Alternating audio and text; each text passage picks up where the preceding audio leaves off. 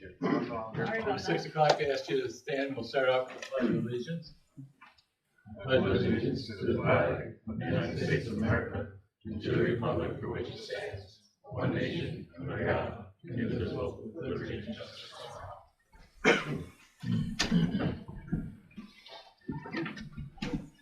We thank you all for coming.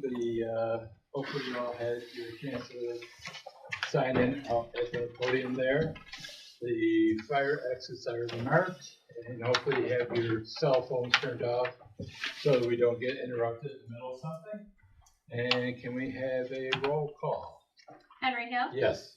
Basil LaForest? Yes. Roger Black? Here. Marianne Alexandra? Here. Patrick Dugan? Here. Steve Emhoff? Here. Alan Reese? Here. Brett Baker? Here. All right, and can we have a motion that the meeting was advertised as required? Sure, I'll make a motion. And a second. And roll call vote on that? Henry Hill? Yes. Basil LaForest? Yes. Roger Black? Yes. Marianne Alexandra? Yes. Patrick Dugan? Yes. And can we have a motion to approve last month's minutes and waive the reading of those minutes? I'll make a motion. And a second from? Second. Roger again, and roll call vote on that? Henry Hill? Yes. Basil LaForest? Abstain. Roger Black? Yes. Marianne Alexandra? Yes. Patrick Dugan? Abstain. All right, and we go to old business to start with, Steve? Yes. We have one request for a rehearing. It's appeal 2011 dated September 9th, 2015 and April 12th, 2017 from Joint to Line. Is there anybody here from Joint to? No? Okay. They're asking to be granted a rehearing on the asphalt manufacturing plant on Trade Road. They have a 68-foot silo exceeding 40-foot height limit to be granted, and then it was amended to additional silo 70 feet from the previous 68-foot. They'd also like to add another silo to have more liquid asphalt on site for the busy parts when the state DOT or the highway DOT or the county, because I believe they got the county contract, so they need more liquid asphalt when they're doing those jobs overnights and everything else. So they're asking to do a request for a rehearing to come back in front of you to be there. And that would be something that would be usual, that we would grant that request for them. We don't need a public hearing on it, or we do? No. So just I'm going to make a motion to grant the rehearing. I'll make a motion to grant. And a second. And roll call vote on that? Henry Hill? Yes. Basil LaForest? Yes. Roger Black? Yes. Marianne Alexandra? Yes. Patrick Dugan? Yeah. Now we're on to new old business. This was an appeal. Katyville, you guys come up front and center, whoever wants to represent. This was an appeal that was in front of you guys a while ago, and then we got halfway through the meeting and they asked for an adjournment.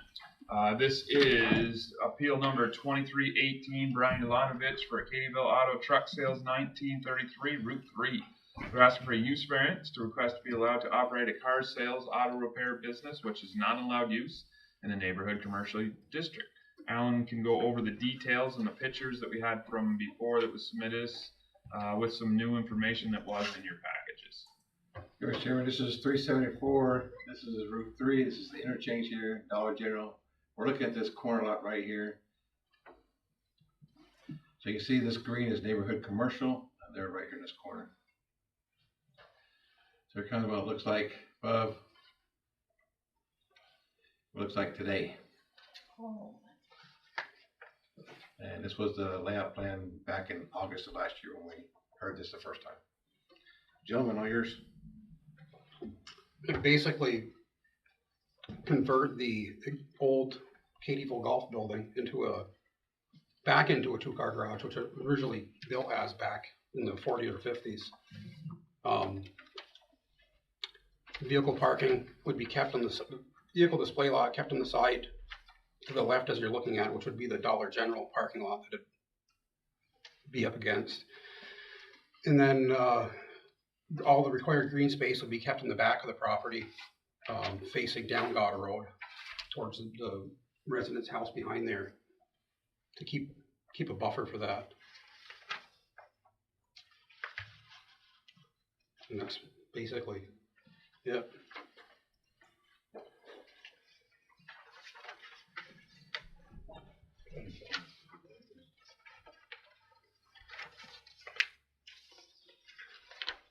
So your actual area for used car display would be, On the left side, where you can see where it says display vehicles, yeah, that's basically bordering the Dollar General parking lot.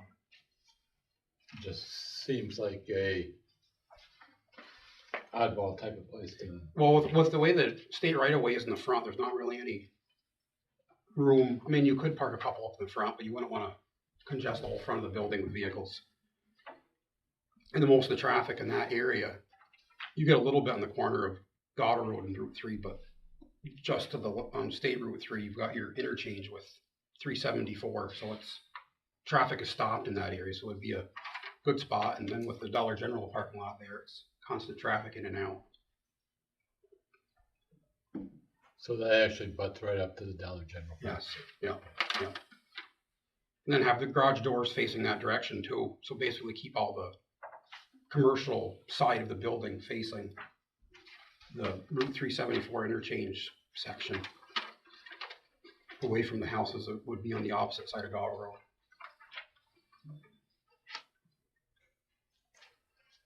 The opposite corner on Route 3, up until like 4 or 5 years ago, was used for the same thing on a much smaller parcel. Where they, when they had vehicles out for sale, they actually had their vehicles parked on state right away. So it's a lot smaller unit they had it set up on there, not because this one's just about an acre. Now we have to do a negative declaration on the secret too, correct? Did we do it last time? Planning board did the seeker. They did the Yeah. secret? And I went for the sketch plan. And do we have that with us or? No.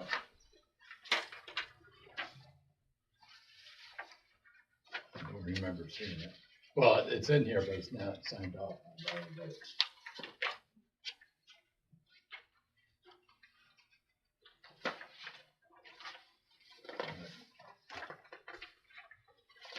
Then we come to the somewhat hard part. I think, Marianne, did you have a question on something? Oh, let's see.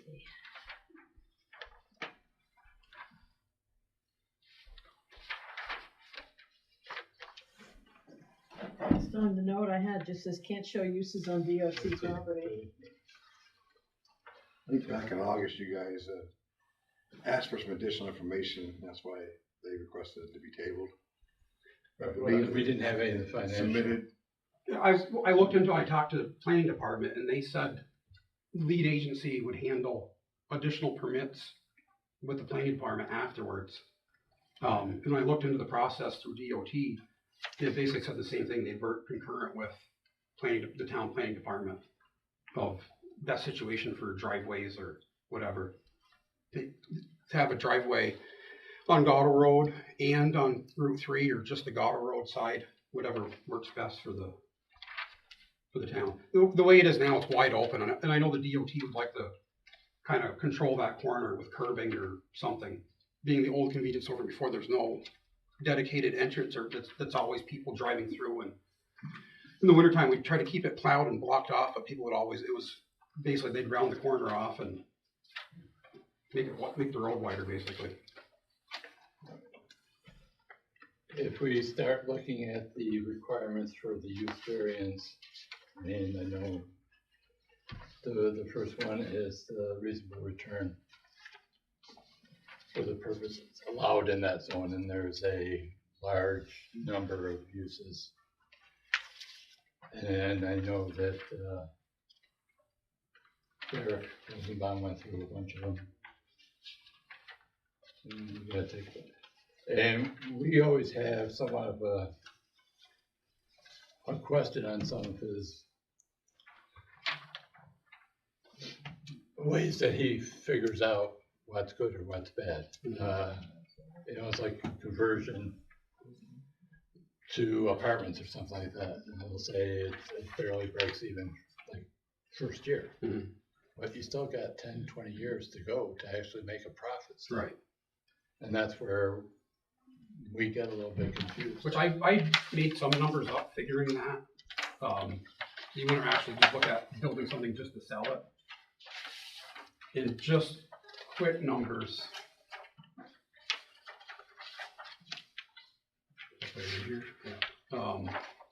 Like a multifamily dwelling, 3 units, an average rental income of $1,000 per unit per month. $36,000 in a year, minus insurances, taxes, maintenance. You're looking at a yearly income around $26,000, give or take. You're looking at a 10-year window just to break even on what you're gonna put into the place. And most of the stuff he did was based on converting that building, and there's no way you'd ever be able to convert that building into any of that stuff. Just the way, where it's situated on the corner, it's a cement block building with steel I-beam roof, and a small office on the side. Like I said, it was built as a garage back then, so to do anything residential, you'd have to knock the building down. And then you're getting into, the quotes we did get were like 80,000 just to have it taken down. That wasn't considering any asbestos abatement process, which you'd have to do that study next. You don't know if there's asbestos. You don't know. I mean, the building being that old, I mean, the chances are, there's a good chance it probably does. So if you were to tear it down, you'd be involved with that. So you could double your costs at that point. You know, and I can see, I know conversion to daycare was one of the items that he looked at, and it was definitely, it would not be a worthwhile venture to do that.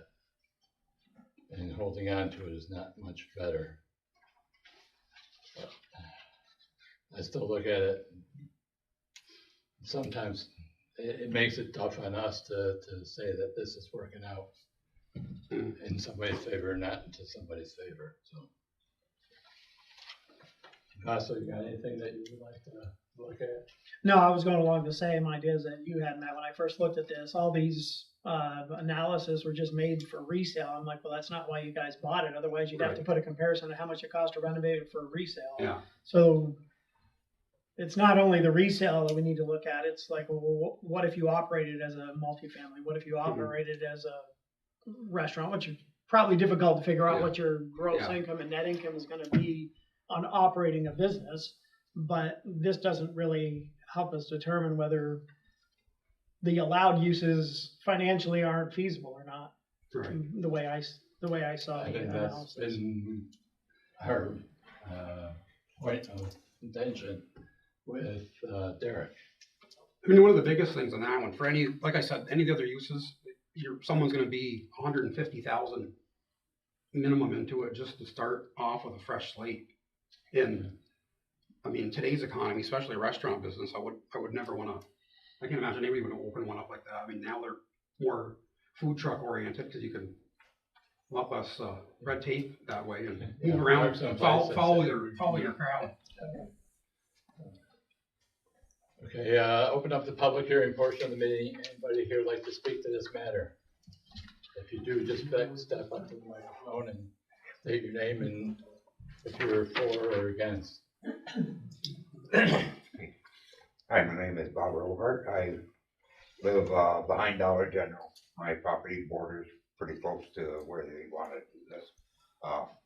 I've been driving by that place for 12 years, 15 years, whatever it's been.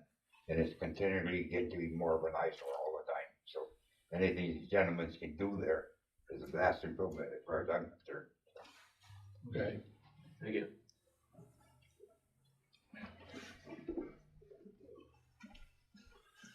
I'm Mike Garman. I live in the house right behind it. I'm all for the use of it if it's going to clean up the eyesore. The only concern I have is light pollution, because I already get a lot of it from Dollar General in my backyard. Other than that, the only other question I have is what's going to happen with the snowmobile trail. We'd keep that there because we're going to keep that green space if we got it. So you're going to leave most of the trees there? You're required like 30% green space. Basically, the 30% we're going to keep it bordering you and leave the trees. And, Yeah, I wouldn't block the trail Yeah. either. No. That way you'll have room to get around the back here a lot and do what you gotta do. Yeah. And like Bob said, I'm all for cleaning it up. Yeah. Okay. I'm Vince Ruck. I live third house down on the right on Gatto Road. And anything we can do to improve the variety that we have in that area. We did have a garage there before across the street, but he was in the process of going out of business when I moved in there. And I think car repair and auto sales would be great for that area. And I think it would vastly improve the Katyville area. So. Thank you.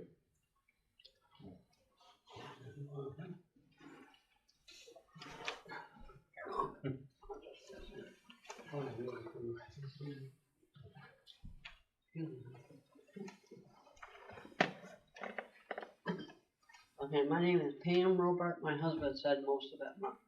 Anything to improve the Katyville. I mean, I like these people personally, but I'm just saying, I'd like to see that corner cleaned up. We own the property up to the Dollar General, and once you get past the Dollar General, the neighborhood looks off. And it needs to be, anything these guys can do to improve it, that would be wonderful. All right, thank you.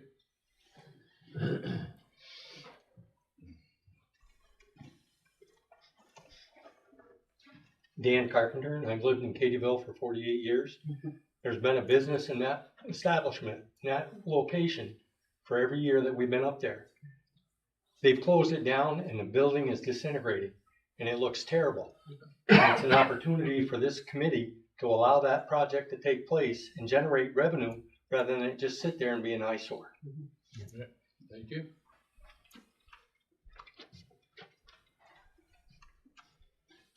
All right, anybody else? Or I can, it went down to the county. We have the county's comments. I'm gonna read them in, or? Do you want to close the public hearing? Well, I thought it went in. Okay, into the public record. Yeah. So this did go down to the Clinton County Planning Board, also for referral because its proximity to 374 and Route 3 on June 6, 2024, referral 4924. Town of Plattsburgh zoning ordinance, Board of Appeal, applicant Katyville Auto Truck Sales, Brian Yelanovich, use variance 1933, Route 3 project description, request to allow to operate car sales and auto repair business, which is non-allowed use in the neighborhood commercial district. The Clinton County Planning Board at its June 5th, 2024 meeting voted to consider the referral local issue with the following comments forwarded to the town. 1. If the shop is not a registered New York State shop/repair shop, there are concerns regarding proper disposal of waste oil and other fluids associated with auto storage and repair. 2. Vehicles for sale on the property need to be limited to a number and specific locations on the property. Locations of vehicles should be taken into consideration the adjacent roadways, particularly the intersection of Gatto Road and Route 3. 3. No parking along Gatto Road or Route 3 should be permitted by the town, ensuring applicant has a plan for customer parking on site. 4. The capacity of the on-site septic to accommodate an oil-water separator that is an appropriate size for automobile repair business should be addressed. 5. The applicant should be asked to provide further details about the storage/disposal of items common for an auto repair business, such as tires, junk vehicles, waste oil, and etc. Last one, the town is encouraged to condition any approval that expansions beyond would require additional permits and review by the town. Thomas LeBombard, Chairman, Clinton County Department, the County Planning Department. Okay, with that read into the record, we'll now close the public hearing portion of the meeting and. Mr. Chairman, Yes. it did go back down again this last month. Local issue, no additional comments. Okay. So it's double. Well, because they submitted additional information, they had to return to the county. But they still voted on local issue, but they didn't add any additional comments from their June 24th.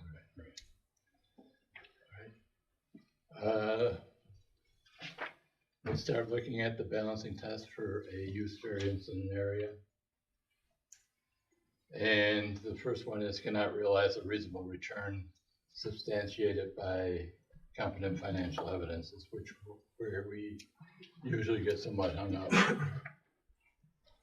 You gotta, No, it's, all I heard was the apartment building would be too expensive, multi-family. well, no, there was a whole outline of different. Yeah. In our package that Derek Rosenbaum had put together. And that was some of my comment, that sometimes it looks like anything you do there would never make a profit, or might make a profit within 2 or 3 years. But we don't look at it that way. Right. Alleged hardship is unique and does not apply to a substantial portion of the district or neighborhood. To a certain extent, there was a used car repair shop, whatever, across the road for a number of years in that same area. Requested variance will not alter essential character of the neighborhood. That building's been there since, I don't know how long, but it's been there for quite a while. And, you know, it would be an improvement to the building as far as I can see. And the alleged hardship has not been self-created.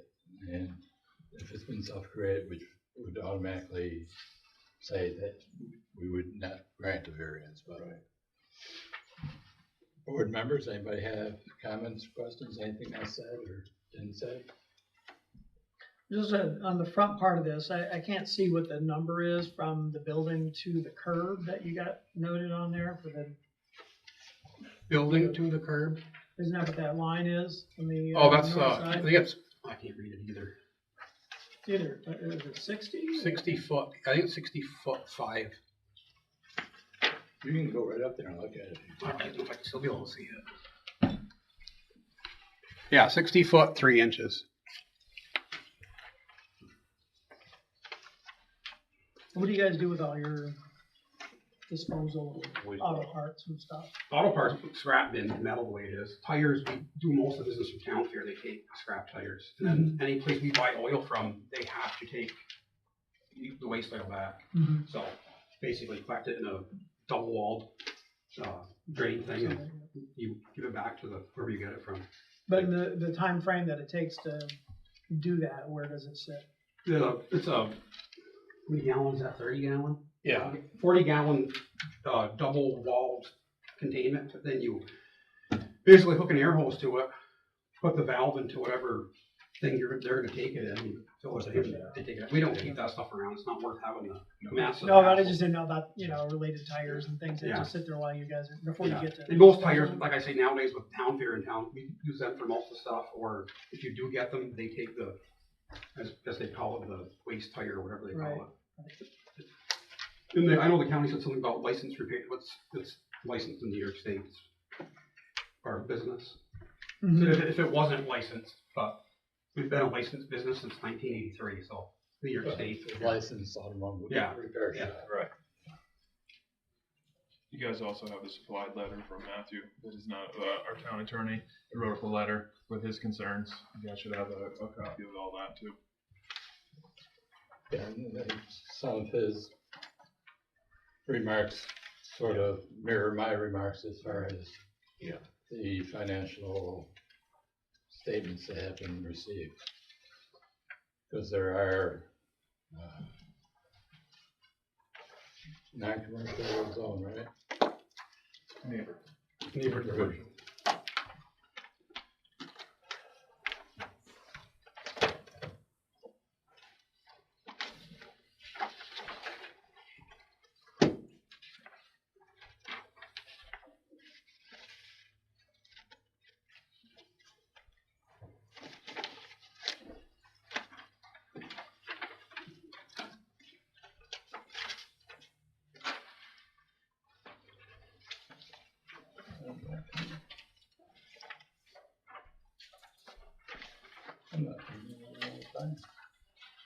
He He listed them all on page 4 too, Darren did. I think it's in category just before that.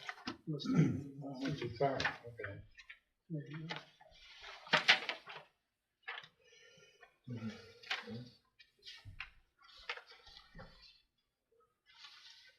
Neighborhood commercial.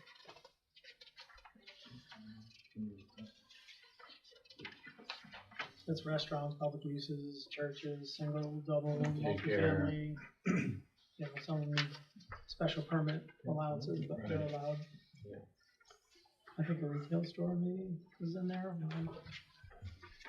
Yeah, like greenhouse. Bank. Yeah, some of the things like golf course or whatever, it's like, it's not enough acres for doing any of that. Mini pot. Really proud. Just saying. 100 years. Yeah.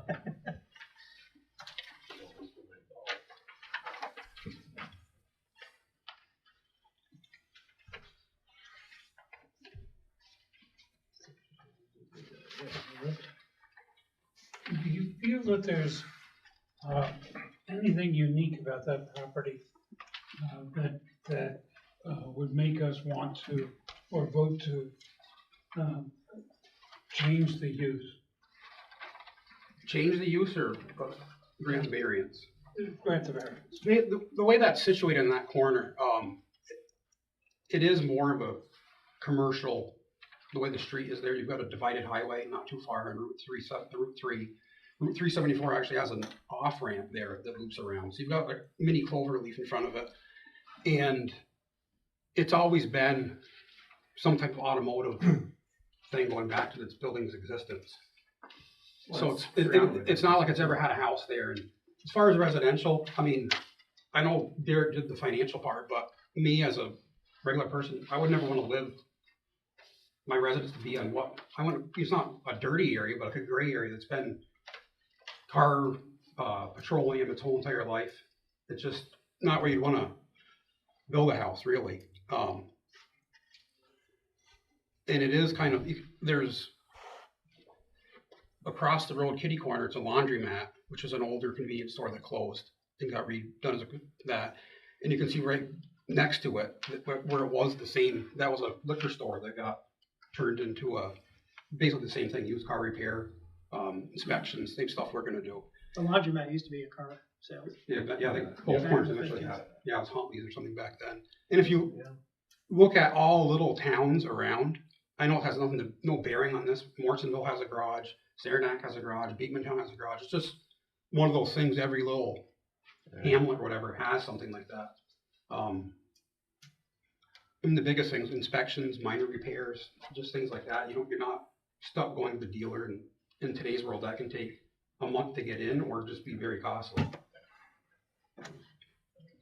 And with the way the economy is, I mean, this is something we do, so we're gonna run it. You don't have to hire a workforce, and that's the biggest thing to get anything else now is to actually get, a restaurant there, but who's gonna do the dishes? Who's gonna take the orders? It's just, yeah, it's just it's a. So, up to somebody to. Want to do the seeker? We still do the seeker. Because they're only in the sketch plan for, planning board, so planning board is not. They did just the seeker and they didn't do the detailed plan? Yeah. That's why when Trevor's letter to that. That's not normally how it goes. It's not how it normally goes. Normally we'll do a seeker and then planning board will do a seeker after we approve it. Because how are they doing a seeker before we approve a use? So we can do the seeker, and it won't hurt to go through it, right? Yeah, oh, yeah. Did you read his letter? I didn't read the attachments, I just read it, I didn't get my email. So I would recommend, we do it ourselves, so there's no problem with us. Yeah. So, number one, will the proposed action create a material conflict with an adopted land use plan or zoning regulations? No or small, moderate to large impact? No to small, I would say. Number two, will the proposed action result in a change in the use of intensity of use of land? Small, moderate to large? Small, I think we would. Yeah. Number three, will the proposed action impair the character or quality of the existing community? No to small, moderate to large. No to small. Number 4, will the proposed action have an impact on the environmental characteristics that cause the establishment of a critical environment area? No to small, We moderate don't to have large. any. Number 5, will the proposed action result in an adverse change in the existing level of traffic or affect existing infrastructure for mass transit, biking, or walkway? No to small. 6, will the proposed action cause an increase in use of energy and it fails to incorporate reasonable available energy conservation or renewable energy opportunities? No to small. 7A, will the proposed action impair existing public, private, and water supplies? Impact. Impact, do you have, is it a well? That's, out there? that's town water through there. Don't tell water. And sewer? No town sewer. So it'll just be that, okay? 7B, will it impact public, private wastewater treatment utilities? No. 8, will the proposed action impair the character or quality of impact, historical, archaeological, architectural, or aesthetic resources? No to small. 9, will the proposed action result in adverse change to natural resources, wetlands, water bodies? No to small. Will the proposed action result in an increase in the potential for erosion, flooding, or drainage problems? No to small. Will the proposed action create a hazard to environmental resources or human health? No to small, I would say. Mhm. So then we would need somebody to make a motion to declare a negative declaration to the seeker. Second. And we'll call vote on that. Henry Hill, Yes. Basil LaForest, Yes. Roger Black, Yes. Marianne Alexandros, Patrick Duhane. Yes. And it's up to somebody. Do you think that it meets the criteria or does not meet the criteria?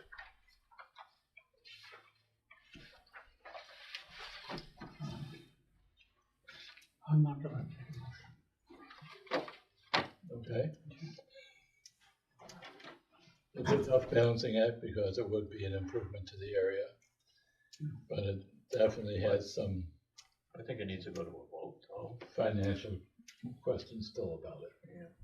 Well, I think we still need to go to a vote. I'm gonna I'd like to make a motion that we approve the variance. No, I need a second. I will second it with the stipulation that the green space is maintained and the trail, as they had said that they would maintain it. And that the parking is off the DOT right away and where it is stipulated on the side facing Dollar General. Yeah. And again, we can just have them follow suit with what the county planning board said. Yeah. My concern is I don't know that we have the financial data which is required of a use variance to determine whether it's a yes or no for me. I have the same question. So, and much like you did, Matt, by going back and reviewing not only the use, but the income generation of a use, it's not enough time to analyze all that to say no or to say yes.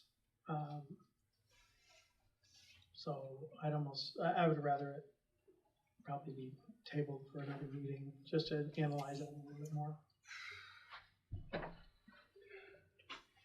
Do you want to make a motion on that basis? I mean, we have a motion. Well, we already have a motion on it. motion We already. already have a motion. I'd like to say if we vote on that, then that would be Well, there's a motion on the table. So I'd like to see the motion be voted on, and then we can go to the table or not. If we say no, then it's gone and done. I voted for approving. Yeah. Okay. So if you But don't if it get doesn't enough get approved, votes, though, it's gonna that's why I said something. deny about- them. Yeah, that's right. Nothing approved, it'll be a junkyard like it looked forever. Nobody's gonna buy it. I mean, the financial stuff, there is evidence there, and then you've got the community that lives around there that wants to see it. Yeah. I mean, Like I besides said- residential, I mean, I don't know what you'd ever do there, and if you had a single family dwelling, it'd take you 30 years to if you rented it out. I mean, if you wanted to do the real estate part and then sell it, I mean, building materials today, all that stuff. I think it's an Nobody's gonna wanna live in a Sir. house where that intersection is. We, Comments are done. I got a quick quote from Bassett Construction. Now, and for that kind of, we can have it up and running almost for, I mean, even like the parking lot be improved, no matter what you do there, you're gonna have to do improvements to that. And clean the corner up, put grass in, whatever, however the DOT decides they want the. It's just that the requirements to approve don't take into consideration aesthetics or whatever. I mean, it does as far as the impact to the community, which you already said is low. It's, we have to meet those 4 criteria. Otherwise, everybody that comes in for a use variance, oh, well, it's just because it's a better thing. And But in that gets to be a slippery in today's slope. economy, how do you prove a restaurant would work there? I mean, you can't with food costs and everything else. It's, if you.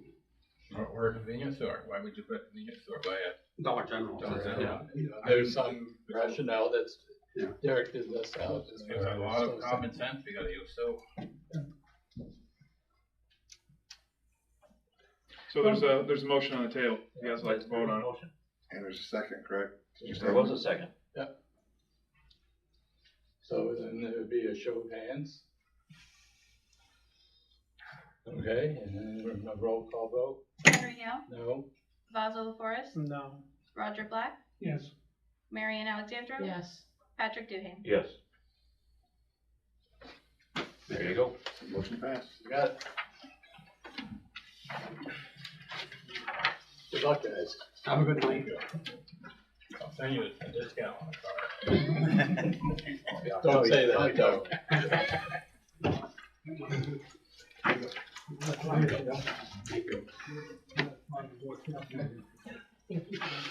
Goes after the vote.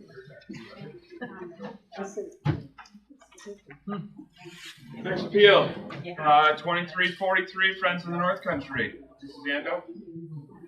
That's my granddaughter, so watch out.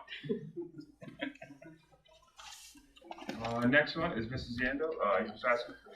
I'm on behalf of her. I have there's a letter. My name's Hillary. Well, hello there. Hello. Request to be allowed to remove a pre-existing non-conforming manufactured home, replace it with a new manufactured home, which is not allowed in an R2 district. Alan's got the details and what was supplied to us. Hey, Mr. Chairman, this is Route 3 here coming out of Cadyville. This is the Trudeau Road going up towards 374. The district line is right here. So everything above it is for R5 manufactured homes and above. Everything below it is for R2, which is stick-built modular homes. You recently had a variance for the house right here that kind of got turned Kitty corner. kitty corner. So this, we're talking about this lot right here on the corner.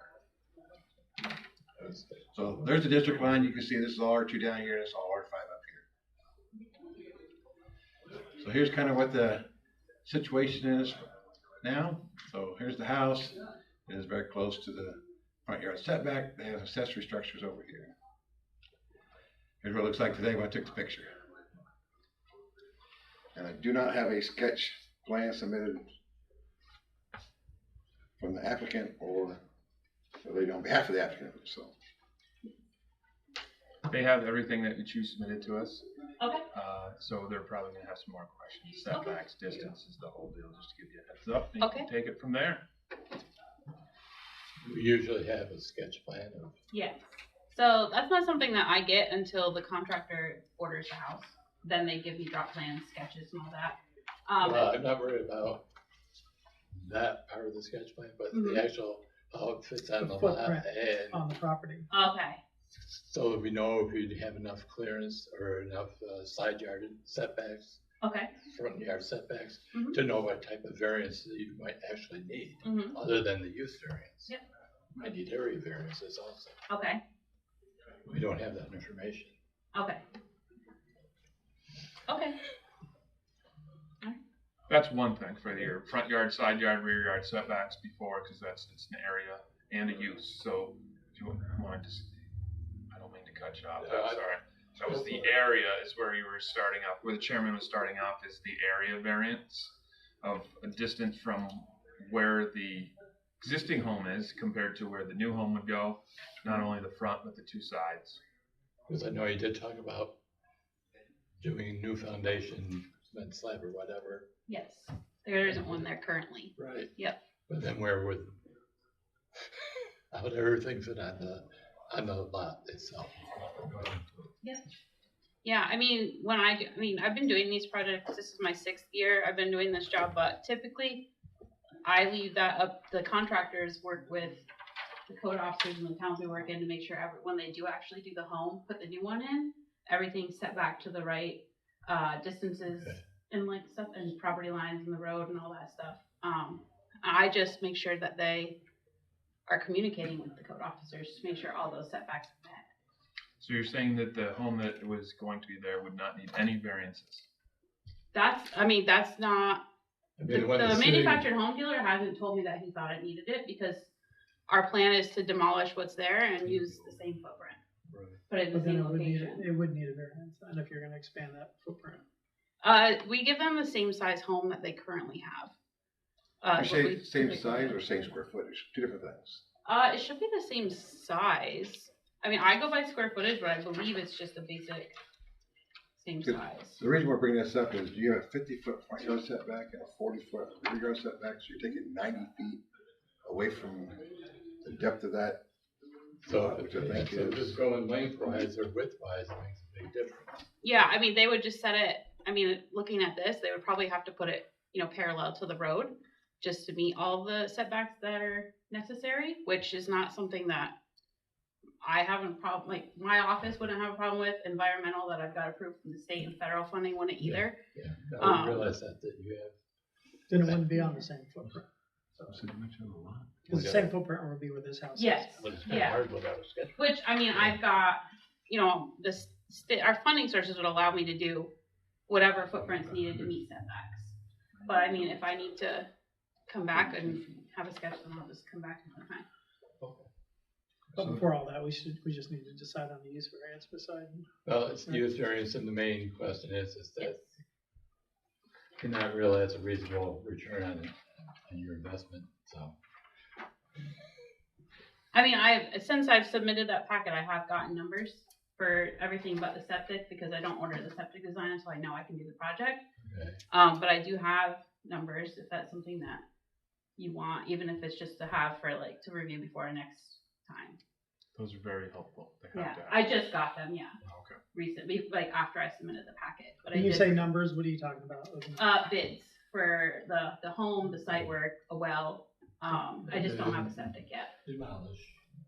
The what? That's a part of the site work. Yep. Yeah, We get the demo. They do asbestos testing, and they include all that. That'd be different than what we need for use. Yeah.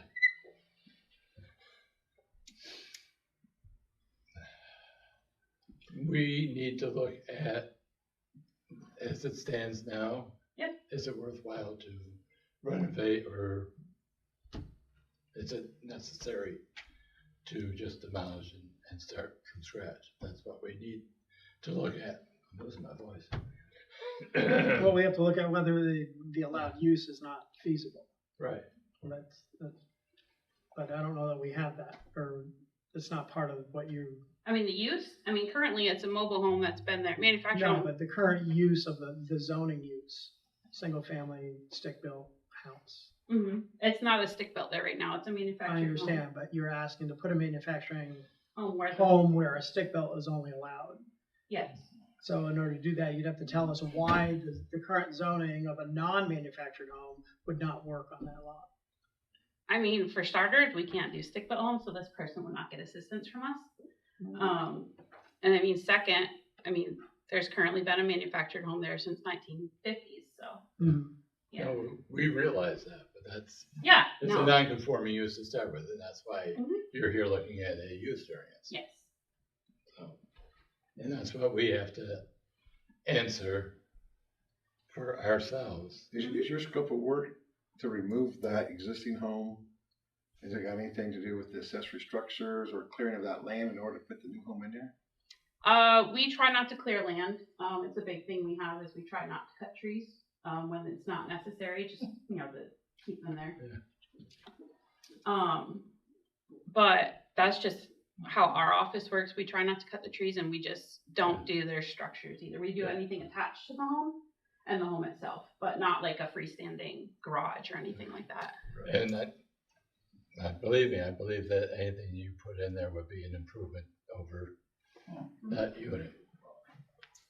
But we still need to have that financial analysis to say, this is why you have to do it instead of that. Yeah, I mean, And we don't have that yet. yeah, I mean, yeah, we don't renovate if it's gonna cost more than 100,000. We actually don't renovate mobile homes at all. Their lifespan just isn't enough for us to renovate it, so we typically just demo and replace. Yeah. So I'm gonna be interpreter here. Yeah, please. I would ask for a table for this to, and then the questions that they're asking you to respond back to those. Okay. Along with a sketch of where the new home well septic is located and showing that it meets 20, 30, 50. That it means an R2 single family home without public water, public sewer. So setbacks. Because I just looking at that picture right there, I absolutely see no way you can fit a house in there without clearing. Okay. Absolutely no way. Right. Oh, yeah. Going the length parallel to the road. So Right. what they're trying to extrapolate is getting some of these questions so you can answer them if you come back next month, that you would probably have to, I'm not saying that you'd have to, that's what this board is, least amount of variances requested.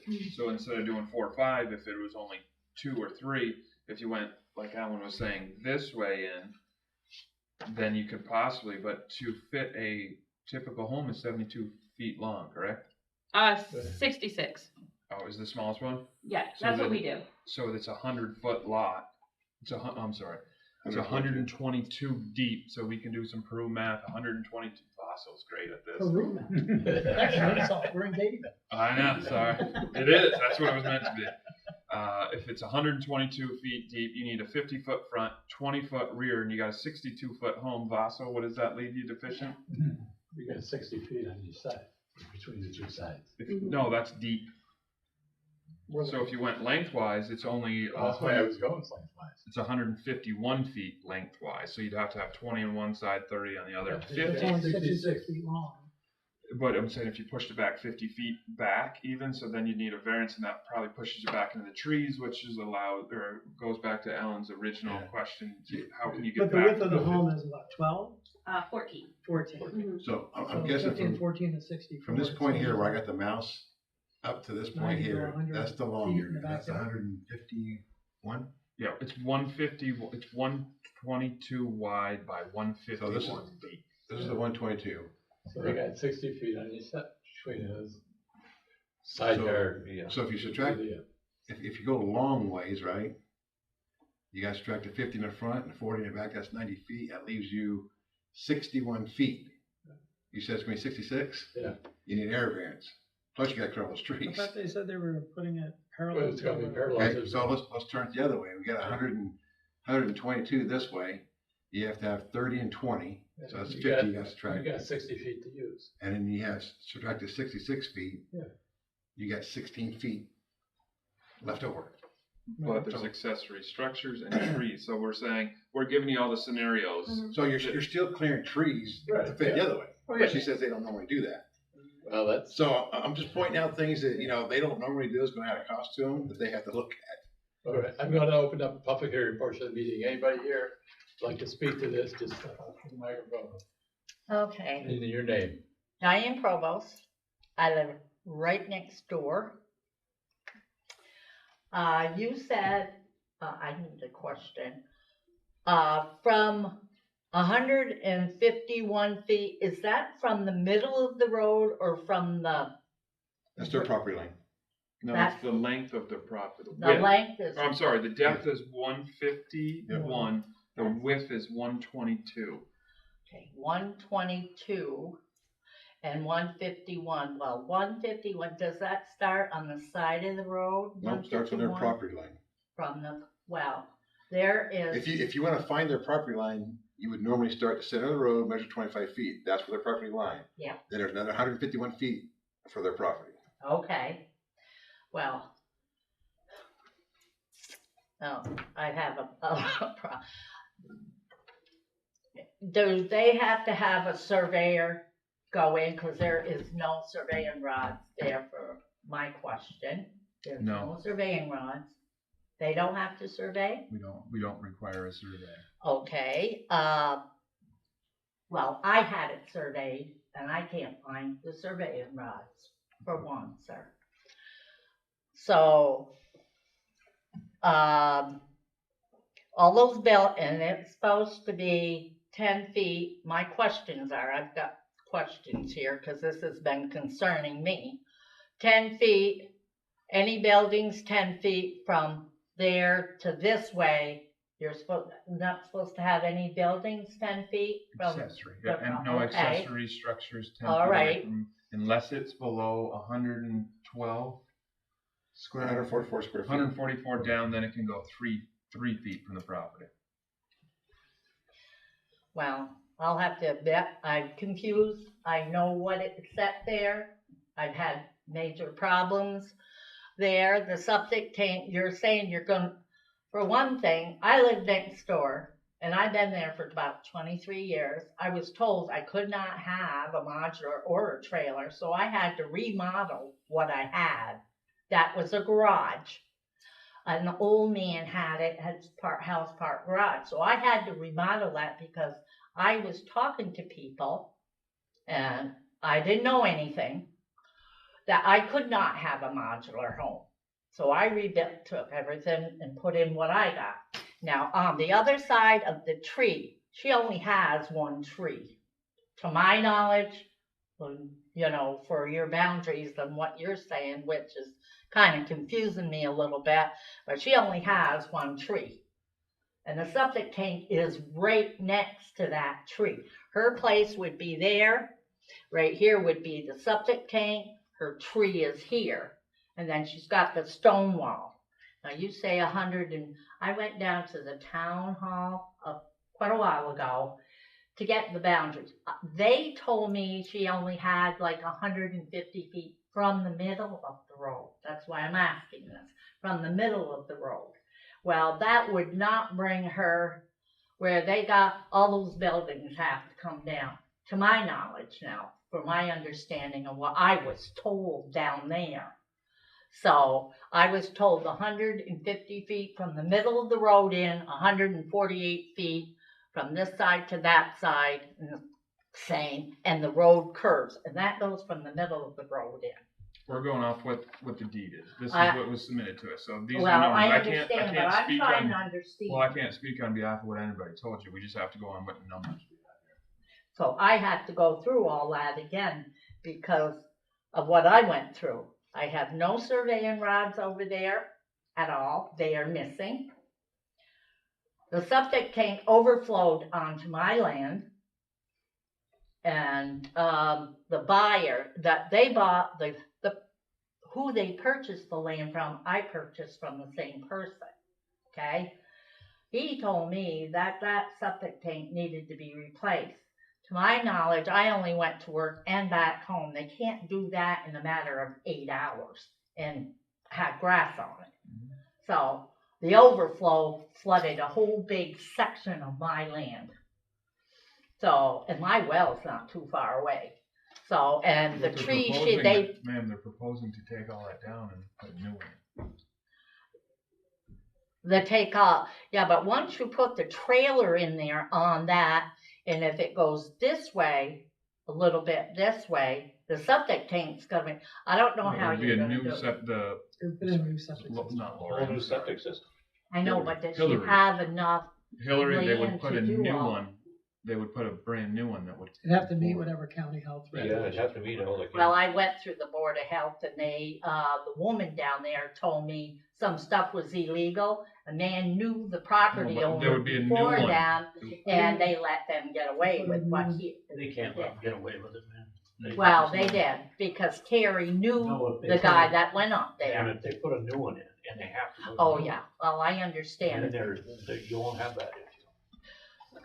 Now, would it be in the boundaries of her land with Yes. the buildings Yeah. within the 10 feet? Gotta be within our. No, not the septic. The septic can't be 10 feet away. New septics cannot be 10 feet away from any wells or anything like that. They have to meet today's standards. Yeah. There is no good old boy syndrome now. Yeah, There's a well, I'm board here just that trying makes to sure really that understand this, cause it's really hard for me. I'll try to.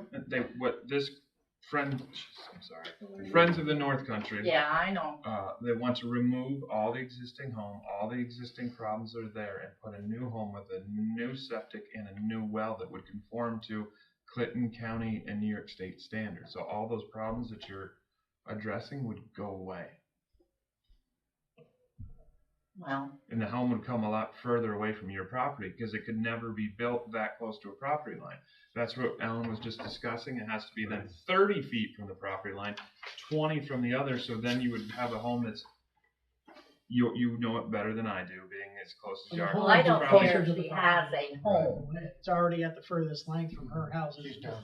Yeah, So the minute they put it parallel, the home's gonna be if they put it 50 feet closer to the boundary line on the south side. So then the septic, the well, the other issues kind of go away. The ones that you say, if there was a septic spill or a cesspool leak, then they can't install substandard ones. They would have to install. Well, I know if she had a new one, that's not. Yeah, we But can't that's speak not- on that behalf. So. But they don't, so they don't have to have the surveying boundaries there, the rods there, the surveying rods. We have to there. make sure they meet the set off from each boundary line. However they do that, but they have to meet it. If it doesn't meet it, well, then they have to Yeah, move but it. don't, you have to go by the surveying rods that the surveyors put in, don't they? They have to tell us. They have to tell us that. They have to meet those standards. If it has to be 30 feet off the property line, they have to make sure where the property line is and make sure they're That would be the 30 contract. feet off. Hey, there's no rods there, sir. Well, they'll have to put some in. They'll have to put some in. And who's gonna put him in? Okay, so that has to be done first, because there is none. Because I raked and raked, and I tried my best to find them, and they are gone. And I've had it surveyed. So that is what needs to be done first. I don't care what she has as far as property or But this building board- or this anything. board can't dictate that. We can't. Well, We would give approval for her to do the work, but then they have to prove that they're doing the work properly. That's all there is to it. well, she's gonna have to prove that, because I'm gonna have to get a lawyer in, because he cut all my property lines, and We can't help that, ma'am. Do you have any? I know, Do you but- have any specific questions else that we can answer? well, as long as it's in the boundaries, and it has to be resurveyed. It has to be resurveyed to make sure it's within the property lines, because that's my bet right there. Okay. We can't dictate it, but we appreciate it. Because I've been through a lot with her boyfriend, them threatening me and me not going on my land and got my property. This board can't. We have We don't get nothing to into do that with realm. it. Sorry. Well, I will, okay, I'll get a lawyer and Thank get you. the surveying done before any process is done. Okay. close the public hearing portion of the meeting, and our recommendation is to go through the financial analysis. Be able to come the next time, especially with a basic sketch plan, so you can see how it's actually gonna fit on the lot. The financials have to be, this is our limit, $100,000. We don't renovate this. This is the deal. We can't put a stick built in there. And it's gotta be on behalf of the actual homeowner, saying that they can't financially, they make X, they can't afford this.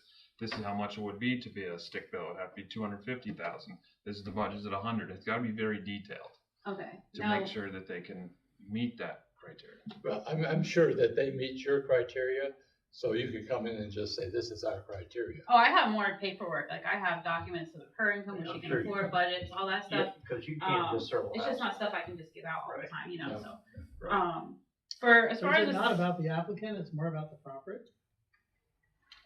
It's It's the property itself has to not be able to be used by another thing, not so much the owner. right? well, use or area, depending on what you're going. I'm talking about use, for financial Yeah, hardship. financial use that It'd be like somebody couldn't buy that for $40,000 and build a house, and why is that not? the renovation cost is what typically we do is, and I say typically, what we've done in the past is saying that home to renovate it to existing standards would be more than I'm just throwing out numbers. Yeah. Ones that said that it would be more than $100,000 to renovate something, and it wouldn't even be able to be renovated or lived in because it's past, if it's old and tired and past its life expectancy, then you can't even make it at 100,000. We wouldn't be able to get a 2-bedroom, 1 bath at this point. Renovations cost at here would be this for the land or structures, I shouldn't say it, not just the land, but the structure that is included on there. She would have to provide that number. Same way the last one, they could have renovated that. They didn't prove any numbers. None of those numbers were like good, but they have to come in. These are our numbers. If it's not under 100 grand, we're not doing it. That's where their numbers are. She's saying that's like their tilt, if you will. I understand, but my understanding for the use variance is that we have to assess the property and whether it can be achieved, can be reasonably, whatever, financially feasible for someone to have bought that land and put a stick-built house on it, as opposed to the current owner. Or renovate, whatever option that they choose to give to this board. Right. Renovation or even a tear down. You could say a new, I'm throwing out numbers here. I get 1,000 square foot home and a new construction is going to be 200,000, 150,000. This isn't financially feasible even to renovate it. It's going to be over X, Y, and Z. You have to have justification for this board for that number that Basso is saying. Okay, I mean, we have income documentation showing that the client cannot afford taxes on a stick-built home. But it's not about the, am I wrong in thinking what I'm thinking, or maybe I'm not explaining it correctly, but it's not about the applicant? I have numbers on the cost of replacing it with a stick-built home, and it is significantly higher than, I mean. I realize that. I'm sorry, I'm gonna say, take the person's name out and saying, for this property, if we change it to here, this is what it would be. If we renovate, here's where it is, not the person. And then clearly have what that costs, right? Basically, It goes with you the have land, to actually, prove. it doesn't go to the person. Right. So, and somebody can come in and say, I'm buying that piece of land for 40,000, I'm gonna put up a stick-built house for 200,000, I'm gonna live there for the next 30 years. Boom. Basically, that piece of land that you're looking at, right? Yes. You've got the value of the land, you've got the value of the house, whatever the improvements is, whatever that value comes out. If you exceed the normal value of that neighborhood, you showed that it's above and beyond. If you're under that, you showed it can be done. Yeah.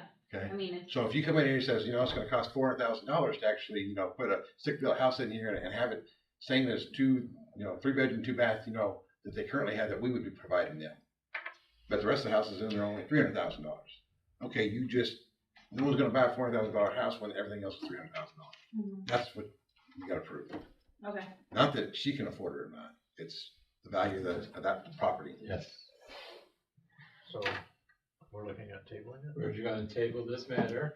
I don't think you have enough information to even make a decision on it yet. But not the site plan. Yeah, without a schedule. Because you kind of don't want to grant one when you got to turn right around 2 months later and grant an area variance. You want to do them all at the same time, really. No iPhone, sorry. It's okay. So the questions to the applicant, whether they want to take it. We wanna table it then to be able to give us the. That would put it into what, like if I got everything, what would Next the month. It'd be, next? June. Sorry, excuse me. Our submittals next week, Yes. Tuesday next week, It'll be June 10th or June 9th. for the June meeting. So, and next week you'd submit all this stuff, then you'd be back in front of us. Tuesday next week would be our deadline for giving us additional information. I don't know Otherwise that it'd be we probably won't be able to then. Then you're looking at No, I'm gonna like do the project, period. God bless you. Oh my god, I'm so sorry. Because our funding source, one of them, we have to have at least the deposit and stuff paid on the home by August, so. So those are your options though. You can still do a table, and then if you can get it to us by next week, great, and if you can't, the project fails. Well, it would still be. I mean, if you can get it in by July, that's okay. Yeah, Whether she that's- said that's August, all. you got till August to get the If deposit. you don't get it in by next week, it would just push you out for the July meeting. Yeah, that's what I mean. I won't be able to get it to you by next week. the person that would have do the sketch, I would order the septic because they go in and they like sketch out where everything is and everything Wow. goes. Yeah. Would July work for you? Well, the thing is, if you table it, then you have the option whether you can. Okay, that's fine. Because otherwise, if we Yeah. decide tonight, we'd have to say no because there's not enough information here for us to make the decision. That's fine, So- then we'll just table it then. Okay, I'll make the motion to Motion table and a it. second, One second. and show of hands, roll call vote, Henry Hill, yes. Basil LaForest, Yes. Roger Black, Yes. Marianne Alexander, Yes. Patrick Duhane. Yes. All right, That's so, I'd like to make a motion to close the meeting, adjourn the meeting. there you go. That's what we wanted to hear. Thank you. Good luck, thank you.